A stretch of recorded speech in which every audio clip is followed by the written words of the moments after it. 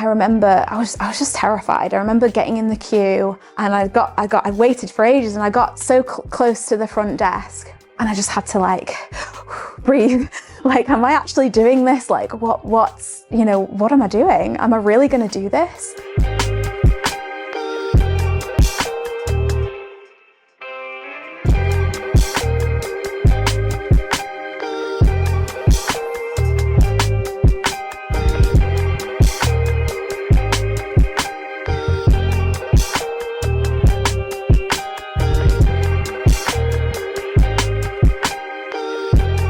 Hi, welcome back to Soul Awakenings with Madiha Sosan podcast. Today we have Racheal Redgate. Hi, my name is Racheal and I'm a professional certified coach with the International Coaching Federation. And for the past 11 years, I've helped hundreds of purpose-driven humans break free from soul-draining work and limiting beliefs so that they can create more fulfilling careers and confident lives. I've also helped many new coaches as they're just getting into the new industry and mentor and coach those as well. I'm also a former adult figure skater, hiker, and lover of the great outdoors. So, Racheal, how are you doing? I'm good. I'm excited to be here. Thank you for having me. Yeah. How long did it take you to get here? About just over an hour, I think. Mm-hmm. Yeah. I was thinking about where we met. We actually met the first time with Mel and the group. So we went on a hike. Yeah. Do you remember that day? It was freezing and you actually went in the cold water. Yeah, it was amazing. Yeah, it was awesome. Yeah. So to start off with, tell us a bit about who you are. So I'm Racheal Redgate is my second name. I've been a life coach for 11 years now. I love the outdoors, which again is just, that's how we met back in December. And I've always loved the outdoors. It's a place where I feel most myself, most alive. And when I found coaching, that was also something that made me feel most myself and most alive. And what is it about the outdoors that do you like? How does it help you? I find it's beautiful. I mean, there's so many, it's just really beautiful. I think it helps to ground me. It helps me to remember what truly matters to me. It helps me gain perspective when I'm out there. Because it can be quite easy to get stuck into the daily grind and all that sort of stuff. And I think going into nature allows me to step back. It allows me to step back and gain some perspective on what I'm up to, on life, and what I want next and all of that. But it is also really beautiful. And so it inspires me. Yeah, I guess it's like because we're part of nature and that's how we should be, right? We should be blended with nature itself.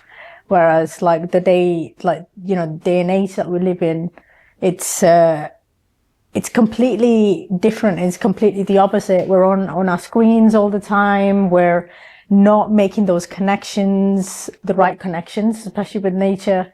And even like walking barefoot, like if you think about it, like we used to walk barefoot thousands of years ago. It's funny you say that. Yeah. Yeah, I literally just bought some barefoot shoes. Have you ever heard of that? Yeah. And they're like these shoes that are, I think they have all sorts of benefits, but it does help you feel the ground a little bit better when you're walking and hiking. Yeah.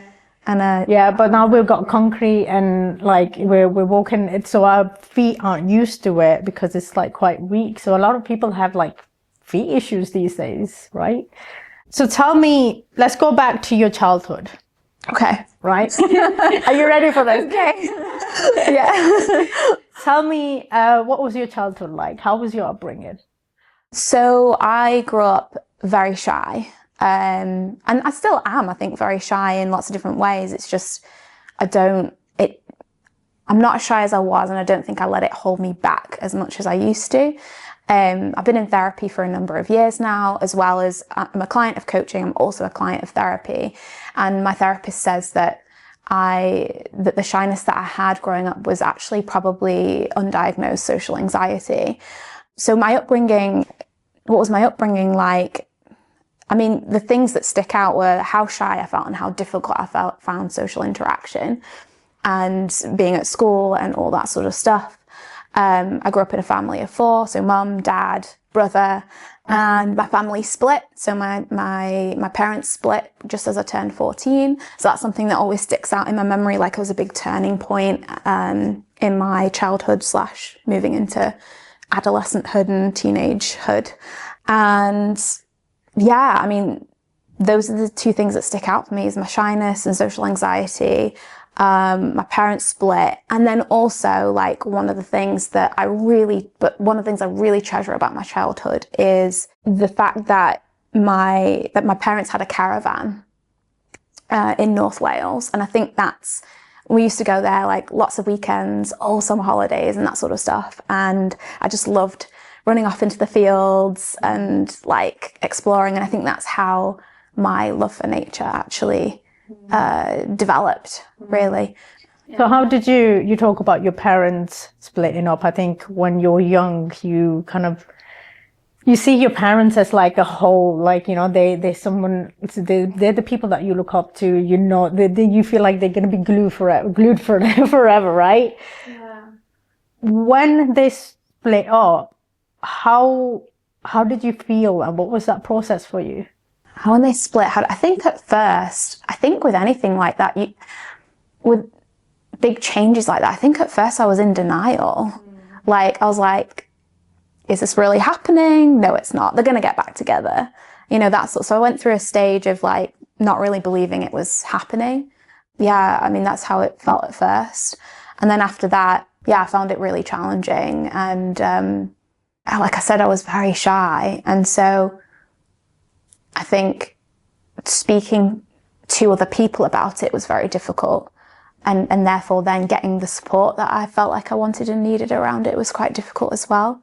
So you were shy. So did you have any friends, like social anxiety, and that's, you know, people that you can go up? I did have friends. It was usually, I usually had like 1 to 2 friends at a time. Yeah, one of my friends I did confide in and did talk every now and again about it, and I think that was really useful when I did. But on the whole, I was quite like reticent to open up, really. So looking back now, you obviously overcame all those obstacles and hurdles and hardships. If there is someone who's going through the same thing as you right now, what would you say to them? I don't feel like I don't know, like, I suppose in a way you just kind of get on with life, don't you? But are you actually getting through it when you're getting on with life? And so I don't really feel like I got through that, or like until later, if that makes sense. You know, one of the things I would say to people that are going through anything, like, if you can open up and if you can go and speak to people, please do. But at that point in time where I was, I felt like that felt too difficult and too challenging for me. And so I think, you know, it wasn't until later when I got the coaching and the therapy and everything that I think, is this making any sense? Like I actually really started to be helped around it, if that makes sense. Yeah. Acceptance around it, more of acceptance. Yeah, no, I definitely went through a stage of acceptance, you know, in my teenage years. It's just, yeah, at first I kind of was going through that denial. And I think that is perhaps maybe a natural process, I'm not sure. But yeah, I think it hasn't been till much later in my 20s, you know, when I actually got perhaps the support that I did need at the time that I did then get through some of that stuff. I guess it made you resilient as well, because when you go through it, even though you're in denial and you don't know what's going on around you, you're just moving through it, you gain that skill of, I know what to do if that ever happens again. Well, not the same thing, but something similar, right? Even going in relationships, you know what to do, what the process is, denial, bargaining, and all those stages that you go through when you have to let go of certain things and people, right? Mm-hmm. Yeah. Yeah. So when we went on a walk together, right? Which one? We've been on 2. The second one, the Rivington Pike. We were talking about your trip to New York and how that was turning point. Yeah. Tell me about that. Yeah, that was a huge turning point in my life. I feel like I need to give a bit of like background and context. Do it. When in my early 20s, I hired a coach. I was in a job that I didn't love, but I didn't know what I wanted to do instead. I'd been following this girl on social media for a while, actually, like whilst I was at university, and it had really helped me. Like, she talked a lot about personal development concepts, and that was actually, I feel like the true beginning of me really starting to come out of myself more, is reading through her blog and understanding like these personal development concepts that, you know, nobody had ever kind of shown me before. And those concepts and things were just kind of mind-blowing to me and really helped me. And so when I was in this job that I was not in love with, I didn't enjoy, I felt quite down and depressed there, actually. I thought, oh, maybe I should go and check out this blog again of this woman who used to write about personal development. Maybe something there will, you know, shift my mind around this, and it'll help me do something about this. So I did, and I found out she was a life coach. Had no idea what that was at that time. This was like 12 years ago. But anyway, I messaged her and I ended up hiring her as my coach. You know, working with her, I grew. I changed. I almost quit my job, I think 2 weeks after I hired her, without another job to go to. But soon after I did find something else, and something that I was much more interested in. And then I did also start to feel like my confidence growing. And my relationships as well changing and developing. I was like, this is interesting. Like, how is this working? How is this happening? So I got curious about what she did and how she did it and how she learned that and all that sort of stuff. So probably about 6 months into working with her, I started asking her those questions. And she said, well, this is the training that I did, and this is what it's all about. And yeah, I was just so intrigued and wanted to learn more. I was just so curious about it. I didn't know if it was something that I actually wanted to do. I was just so drawn to it for some reason, so curious about it. And she said, well, we've got a training starting next weekend if you want to join. And I was like, maybe. But this training was in New York, and I'm in Manchester, you know, England. But she didn't seem to have she didn't seem to think, it's not that she didn't seem to think that was an issue. She just didn't put any of her own limiting beliefs or perspectives or stuff in the space around this idea that I could just, you know, fly off next weekend to New York and start this whole new life for myself and become a coach and et cetera, et cetera. And so because she held that possibility for me, I was like, well, maybe that's not such a crazy idea. Like, there was a huge part of me that was like, oh my God, that's really crazy to do that. But because she didn't put anything, I was like, well, actually, maybe I could do that. Maybe I should.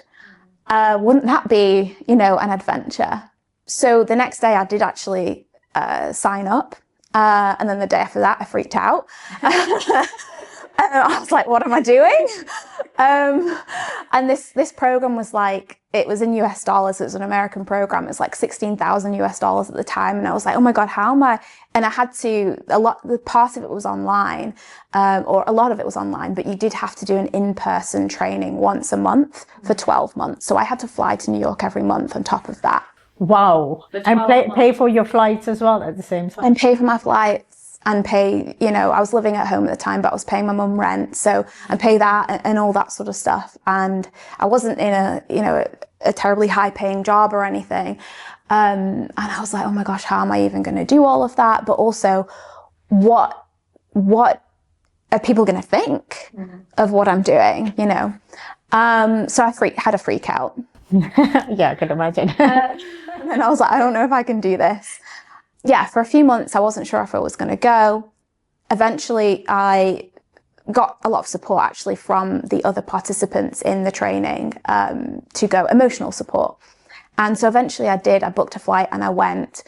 I think there was a moment that we talked about when we went for the walk when I was in the airport. And that was a turning point before I got on the plane. And there was another turning point, I think, once I actually arrived. But when I was at the airport, I remember I was just terrified. I remember getting in the queue, and there was a long queue, and I waited for ages, and I got so close to the front desk, and I was like, oh my God, I just became overwhelmed with fear and emotion, and I had to duck out. So I ducked out of the queue and I went and sat in this cafe. It was somewhere at Manchester Airport. I can picture it, but I don't know exactly where it was. And I just had to like breathe. Like, am I actually doing this? Like, what am I doing? Am I really going to do this? And I was just running through like, all the fears that I had, and somebody very close to me. By this point, people had started to find out that I'd signed up to do this. And somebody very close to me was like, basically, I'll disown you if you do this training, which was terrifying to me because it's somebody I am very close to, very attached to, and I didn't want to lose them. But equally, I felt like, well, this is my life. This is what I've chosen to do. And this is, something I feel really drawn to. And yeah, like, I know that's just your judgment. I know that you're just trying to protect me because you're also afraid for me. I think that was one of the things that really held me back in that moment. I was sort of afraid of that. I was afraid of what would happen if I actually followed through with this. But then I also sat back and thought, like, what if I don't do this? What am I going back to? And what am I going to do with my life? Like, am I just going to continue not doing the things that I feel drawn to and I'm curious about, and that might contain like, a whole new adventure for me? And, there's so much to learn. There might be so much to learn from this. And I don't really know at this point what else I would do. I don't feel really curious about anything else at the moment. This is the thing that I feel most curious about. So I think it was like that concept of, this is what life is about. Life is about going out and having new experiences, and at least for me, and getting outside my comfort zone and going on these adventures, despite, all the fears and things and what people might say or not say, or what people might think or how they might judge. And it was that thought. I was like, okay, the next step, all I have to do is get to the front desk, and all I have to do is drop my bag on the conveyor belt that then takes it to the plane. That's all I have to do next. One step at a time, Racheal. That's the only thing you have to do next. Even if your bag goes all the way to New York, you don't have to. I'm sure there's a way you can get it back, but just like take that next step. So I got back in the queue. Well, actually there was very little queue at that point, kind of miraculously like gone down a lot. It cleared. And I got to the front desk and I dropped the bag. And as I dropped the bag, oh my gosh, I dropped that like physical weight, but I also almost like, it felt like in that moment, I just dropped all the fear and all this like heavy emotion that I had around it at the same time. And I remember walking through security, just feeling so excited about life and like, oh my God, I'm going on this big adventure. I'm still nervous, but I felt so light and so like, oh my gosh, wow, like this is like a magical feeling. And that was a big turning point, as I headed off to New York. That was a big turning point in my, I think, commitment to what I wanted to do. Yeah, commitment to yourself. Yeah. Right? Yeah. Was it the first time you were thinking about yourself? I'm sure it's not the first time I thought about myself,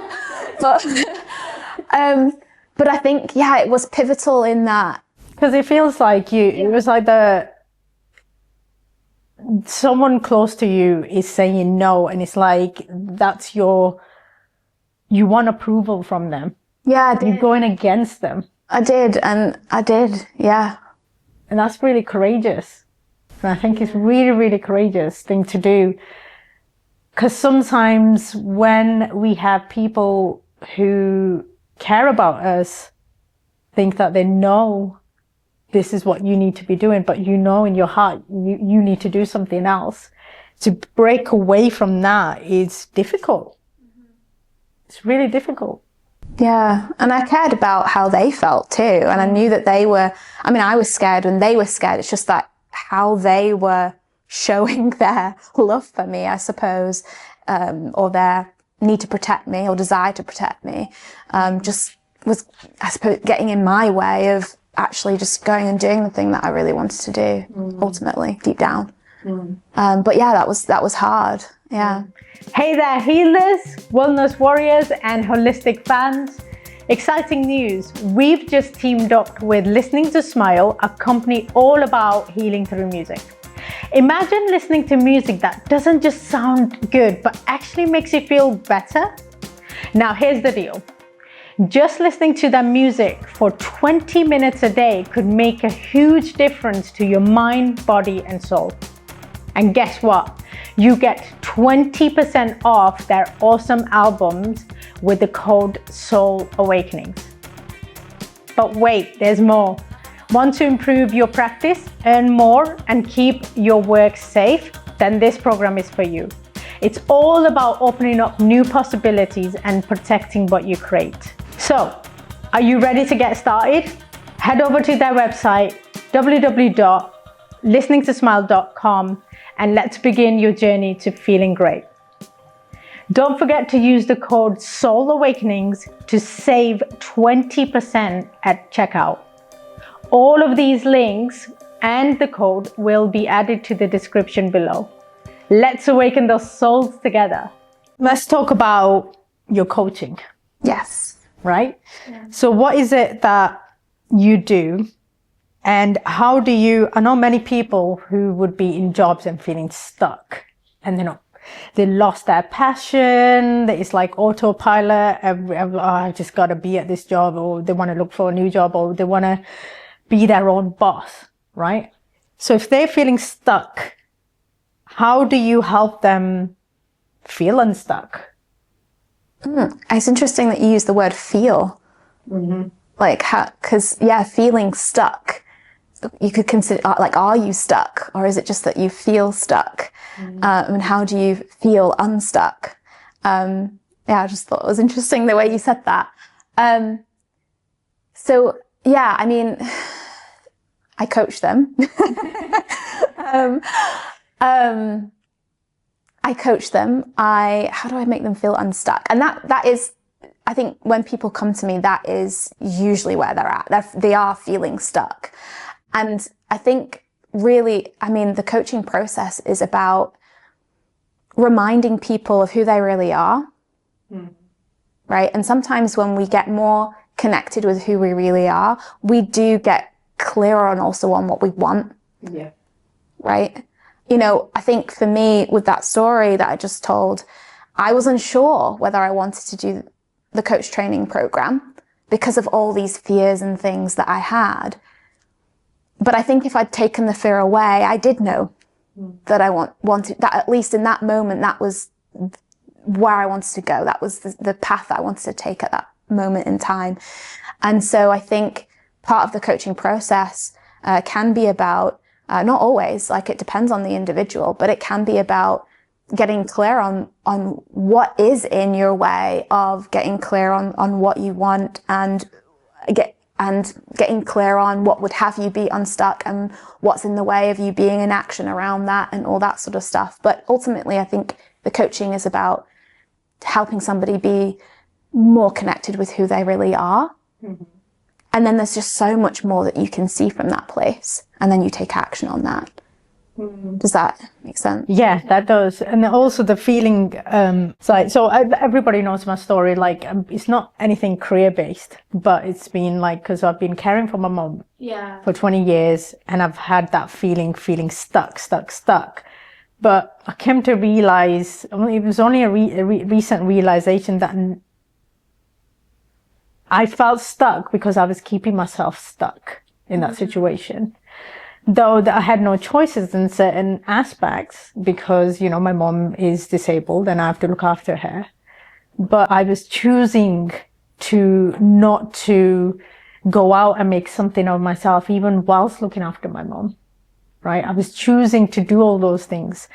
And I had anxiety to a point because I was feeling stuck. I had extreme anxiety, which was like a burden, like, oh my God, it's like anxiety is almost like a alarm bell that is telling you there is something that you need to look at. There's a fulfillment, there's a mission that you need to go on in this life to to do whatever you need to do in this life.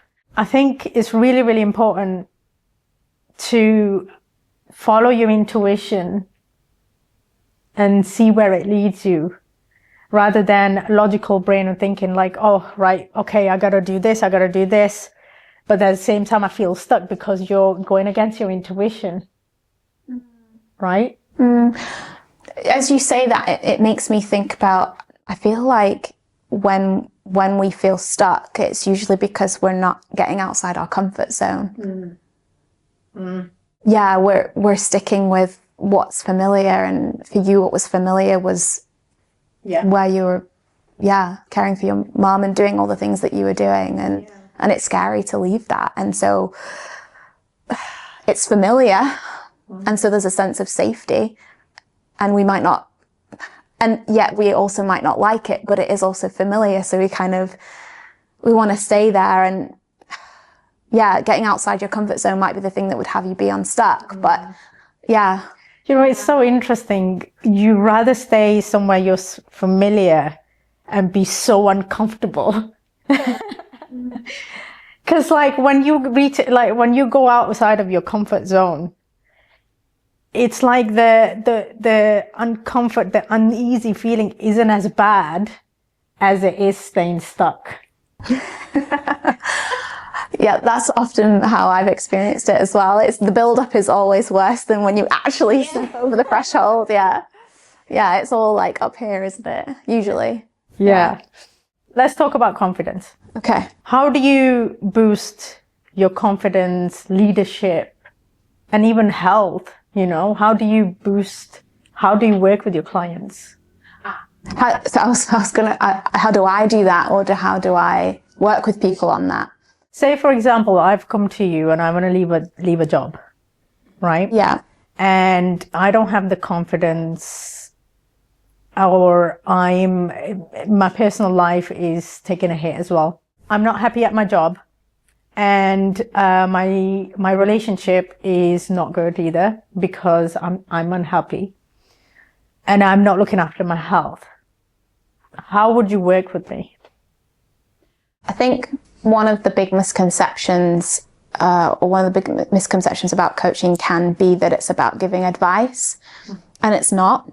It's about helping you tap more into your own inner wisdom, and how I do that is by asking questions, and providing some reflection around what I can see that you might not be able to see, maybe about how you're being or how you're relating to something. And I'll offer those without attachment to, whether that is actually correct. It's just kind of what I might be perceiving. And I think, through that process, again, it's about helping you become more self-connected, get to know yourself better, have more self-awareness. And then questions that I ask from there are about putting you at choice, helping you make choices that are more informed based on that self-awareness that you've developed through the coaching process. And that is basically how it works for kind of any area of life. It's just that I niche myself in the career space, in the confidence space, because that was my journey into coaching. Those are the things that I'm really passionate about helping people with. And I can relate to people in those spaces and have a lot of compassion and empathy for people who are in a job I know you're not in a job you don't like, but hypothetically in a job that they don't like or aren't feeling confident about something. If you were to ask that question, like, what would I do about confidence, and if I was not in a job I don't like, and that sort of thing, I think one of the biggest things that I see when I speak to clients in that sort of a space in their life, one of the things I often see is that they feel that they have to become confident before they do anything about their situation, or before they change their job, or before they,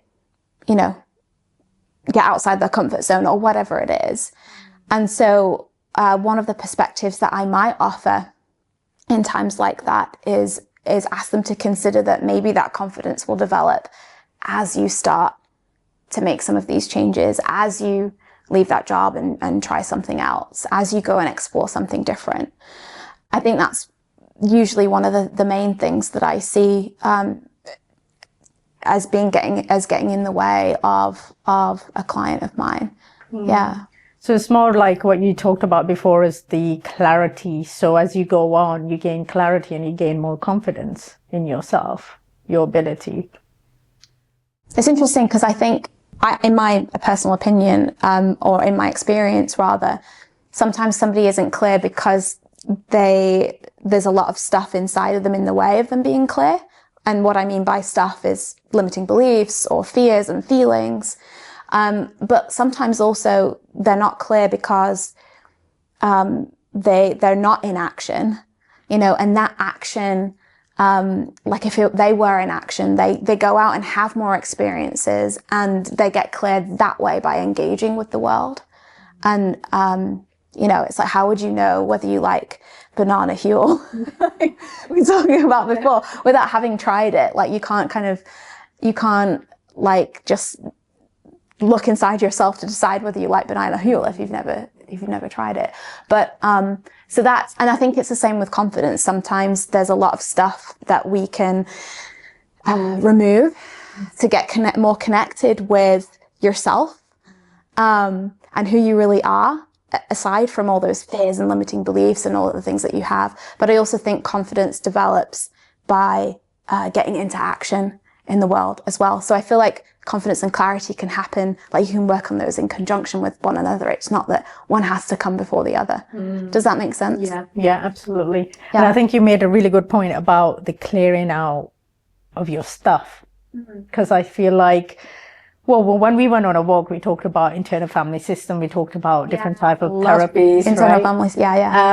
And it's really, really important for you to tap into the inner realm of what's going on and what's not just the limiting beliefs, but traumas that you've been holding on for years and years and years, and how to process that. And, through my journey, I've looked into those traumas and head on, just feeling it, releasing it, feeling it, releasing it, therapy after therapy, to a point where I gained a lot more clarity and confidence because I cleared a lot of that, I say, that junk, rotten tomatoes.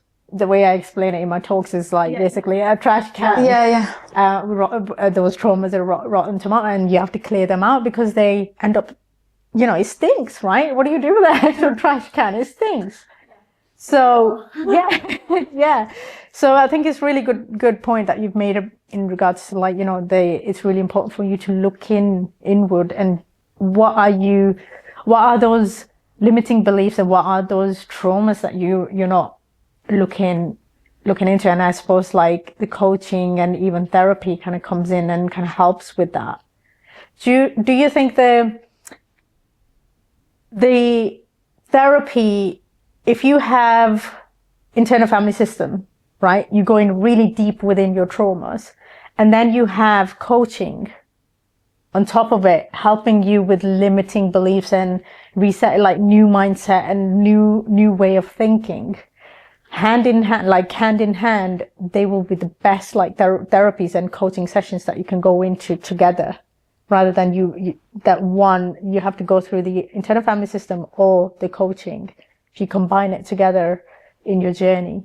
Because I had a IFS therapist tell me once that, Madiha, you do know that you've cleared a lot of your traumas as your limiting beliefs, that your old belief system that is getting in the way. You've actually cleared a lot of trauma out of your body, but you're repeating the same patterns, right? So if I'm going through a therapy and I have no idea, but I keep repeating the same patterns, but that trauma is still in my body, like we know that body keeps the score, right? Yeah.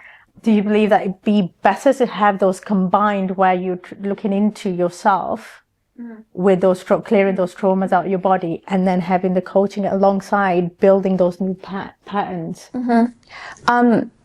Yeah, I think it depends on the person and where they're at in their own journey and what they need at that point in their journey. I actually came across coaching first and therapy later. And I think I did get to a point in my, like, coaching did help me move forward, but I did get to a point in that process where I didn't realize it at the time, but I think I did need some therapy in order to continue moving forward. And I did have those in conjunction. I did have those at the same time. I think it depends on the person. Some people aren't coachable, and that might be because they don't want to be coached, even though they think that they do. But it might also be because there is some trauma there that they need to work through in a more therapeutic space. And that a therapist holds. There are some overlapping areas between coaching and therapy, but the therapist does hold a different kind of a space to a coach. So I think it depends on the person. I do say, I mean, a lot of my clients are in therapy as well as coaching. Some of them not. Some of them I even recommend, that they go to therapy first. I think it just depends on the person, but it's a really good question, I think. What advice would you give someone who's starting a new job? As a coach, I don't necessarily give advice. I help people, tap into their own inner wisdom. If it were, I'm just trying to think. So the coaching that I would give would be very different for each, individual, depending on where they're at, their history, their background, where they've come from, what they're going into that job for, and all that sort of stuff. And I think if it were me, hypothetically speaking, going into a new job, what advice would I give myself? And I think it might depend on why I was going for that new job, what it was all about for me. And it would have to be based on the things that I know about myself. And what my intention is for going there. And I actually think when I think about intention, I think that could be a piece of advice for somebody, would be to get really consciously clear on what their intention is for that new job, what their purpose is for that new job. And the reason I say that could be a piece of advice, whether it's the best piece of advice for that person or not, I don't know, but a piece of advice could be, get clear on what your intention is going into that job. Get clear on your purpose for being there, for going there, because I think it can be quite easy to get distracted by, it's a whole new experience, isn't it? It can be quite easy to get distracted by thoughts and feelings and this thing over here and that thing over here. And if you've got a clear intention, you can use that to filter, all of the decisions that you're making as you enter that new space. Yeah. So what are the most common challenges that your clients kind of face when you're coaching them? So because I niche myself in the career space, and I help people, figure out what they really want and then have the courage to actually go after it. Most people that I coach and that I come across, are most challenged by not feeling like they know what they want, And sometimes, even just asking that question, like, what do you want? Like, it seems like such a benign question, right? Like, but it can bring up a lot of, I don't know. And, that I would say that's the main thing is that they feel challenged by is the clarity on what they truly want. They feel like they don't know that. Yeah. So Racheal, what's next for you?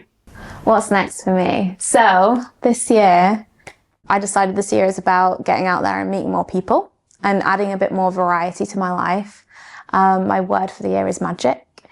And I feel like magic comes with getting outside your comfort zone and doing all the things, just being open, to possibilities, and not letting my fear get in the way. So yeah, that's what I'm intending this year to be about. Beautiful. Yeah. You're going to have a great year. Yeah. I'm going to do some rapid fire questions. Okay. Year, right? Are you ready for this? I'm nervous. Okay. Yes. Right. Okay. So, very quickly, What is your definition of universe, life, if you believe in a God? What's my definition of universe, life, and if I believe in God? Yeah. I don't think I've landed on one thing. I think my intellectual brain is like, well, the universe is just everything, like, and it's expanding, and you know, I think about all the science stuff. But then, you know, the parts of me that have become more aware of, I know you're into spirituality and that sort of thing, I've become more aware of those things over the years. When I think of the word universe and in that context, I guess it's similar actually, it's just everything that is. Yeah. Yeah. What do you think happens when you die? Again, I have not got a clue. I mean, I guess I'll find out. Like, what do I think happens when I'd like to believe, but I'm not, I don't 100%, I'm open to this being right or wrong or something completely different. I'd like to believe that there is something different. I think most of us would. I'd like to believe that like my energy kind of does transform into something different, or I don't know. That's what I'd like to believe. It's a mystery, right? Yeah. Yeah, it's magic. Yeah. Okay, so what's the lesson that took you the longest to learn? Probably still learning all of them. What's the lesson that took me the longest to learn? The thing that's coming up for me, because I feel like there's so much, but I feel like the thing that's coming up for me is that there are always people out there to support you. And I think that's something I have been learning and that I'm still learning, and that I'm leaning more into and that I'm building. Yeah. I think it's a big one for a lot of people because we think we want to do everything by ourselves. Just know that there is support out there that you can reach out. I am fully in present moment when? I am fully in present moment when I'm in nature. Yes. And when I'm coaching, I think I have to be so present when I'm coaching in nature. Yeah. Gotta be a good listener, right? Yeah. Kind of grounds is like, yeah. that energy. Yeah. The world needs more of what? Of so many things. I feel like it needs more love. It needs more.